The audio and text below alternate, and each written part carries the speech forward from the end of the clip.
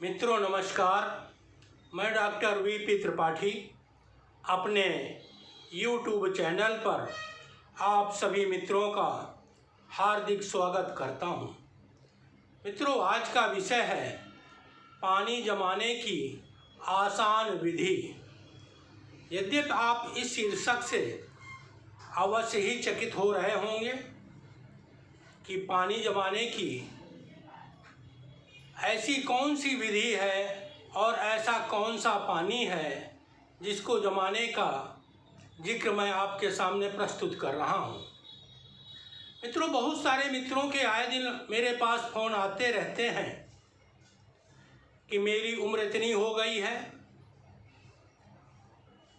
और मुझे स्वप्न दोष, शीघ्र पतन इत्यादि की इतनी ज़्यादा समस्या बन चुकी है कि कल्पना मात्र से ही मेरा पानी बाहर हो जाता है। हमारे शरीर में वीर धातु ही एक ऐसी धातु है जिससे हमारे शरीर में शक्ति, स्फूर्ति और ओज की प्राप्ति होती है। अतः इसकी सुरक्षा करना नितांत आवश्यक होता है। किंतु आजकल के भागम दौड़ की जिंदगी में पथ्य अपथ्य भोजन करने की स्थिति में हमारे शरीर में पित्त की अधिकता हो जाती है और जिस वजह से कब्ज, गैस, एसिडिटी की भी समस्या हो जाती है और हमारी जो शुक्र धातु है वो पानी के रूप में परिवर्तित हो जाती है। जब भी हमें किसी की याद दिल और दिमाग में सताती है तो बिना क्रिया किए ही हमारी धातु पानी के समान या चिपचिपा पदार्थ निकलना प्रारंभ हो जाता है। इसके लिए एक सुगम सा उपाय मैं आपको बता रहा हूँ जिसका प्रयोग थोड़ी सावधानी के साथ करना आवश्यक है। इस योग में सावधानी की आवश्यकता मात्र इतनी ही है कि जाड़े के दिनों में इस योग को अधिकतम आपको 10 दिन ही प्रयोग करना है, किंतु ग्रीष्म ऋतु में इसका प्रयोग आप 20 दिन कर सकते हैं। शीत ऋतु में 10 दिन और ग्रीष्म ऋतु में 20 दिन इस औषधि का सेवन पर्याप्त होगा। मित्रों, इसके लिए आपको शीशम वृक्ष की कुछ पत्तियां तोड़नी है। आप शीशम वृक्ष से भली भांति परिचित होंगे और मैं आपको शीशम वृक्ष का चित्र भी दिखा दूंगा। यदि आप शीशम वृक्ष से परिचित नहीं हैं तो देख करके आप जानकारी प्राप्त कर लें। ये शीशम के वृक्ष सड़क के किनारे अमूमन पाए जाते हैं।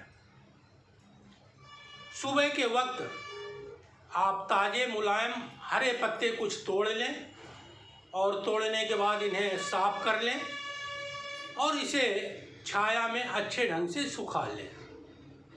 जब ये पत्ते आपके पूरी तरीके से सूख जाएं तो इन्हें ग्राइंडर की सहायता से महीन पाउडर का निर्माण कर लें और कपड़े से छान करके इसका वजन कर लें। 100 ग्राम शीशम के पत्तों का चूर्ण जब आपका निर्मित हो जाए तो इसमें 10 ग्राम की मात्रा में आप काली मिर्च पीस करके मिला दें। इन दोनों औषधियों का वजन आपका 110 ग्राम हुआ। अब इसमें 110 ग्राम की मात्रा में ही आप मिश्री पीस करके मिला दें। कुल औषधि आपकी 220 ग्राम निर्मित हुई। मित्रों, ये संपूर्ण औषधि आपकी तैयार हो चुकी है। यदि आप लोगों ने अभी तक डॉक्टर वीपी त्रिपाठी चैनल को सब्सक्राइब नहीं किया तो प्लीज़ इसे सब्सक्राइब करें, लाइक करें, शेयर करें और बेल की बटन को अवश्य ही प्रेस करें ताकि हमारे आगामी स्वास्थ्य संबंधित वीडियो सुगमता से देखने का अवसर आपको अवश्य ही प्राप्त होता रहे। मित्रों, इस औषधि का सेवन 3 ग्राम से 5 ग्राम की मात्रा में बलाबल के अनुसार पानी अथवा दूध की सहायता से आप 24 घंटे में एक बार प्रयोग कर लें। विशेष स्थिति होने पर इसे सुबह शाम भी प्रयोग किया जा सकता है।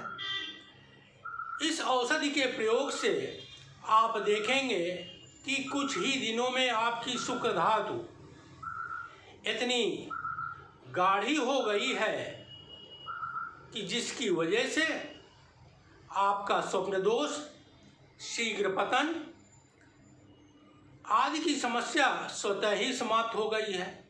किंतु इसके लिए थोड़े से परहेज की नितांत आवश्यकता है। आप किसी भी प्रकार का कोई खट्टा पदार्थ प्रयोग नहीं करेंगे और गर्म वस्तुओं का भी निषेध करेंगे। इसके उपरांत रात्रि सोने के पूर्व 5 ग्राम की मात्रा में आप त्रिफला का चूर्ण अवश्य ही सेवन करें। मित्रों, हमने नीचे यद्यपि लिख रखा है ये बालिगों के लिए है। इस औषधि का निर्माण पुरुषों की अपेक्षा महिलाएं भी प्रयोग कर सकती हैं। जिन महिलाओं को श्वेत या रक्त प्रदर की समस्या है वो इस औषधि का प्रयोग निसंकोच करके पूर्ण स्वास्थ्य लाभ प्राप्त कर सकती हैं। मित्रों, ये औषधि प्रमेह और प्रदर दोनों स्थितियों में समान रूप से कारगर सिद्ध हुई है। इसमें किसी भी प्रकार की हानि की संभावना नहीं है। ये निर्दोष औषधि है।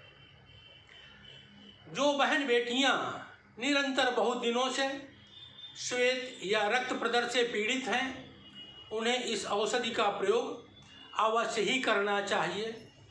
किंतु जो परहेज पुरुषों के लिए मैंने बताया कि किसी भी प्रकार का खट्टा पदार्थ, दही, नींबू, अचार या गर्म वस्तुएं, इनसे आपको उचित दूरी बना करके चलने की आवश्यकता है।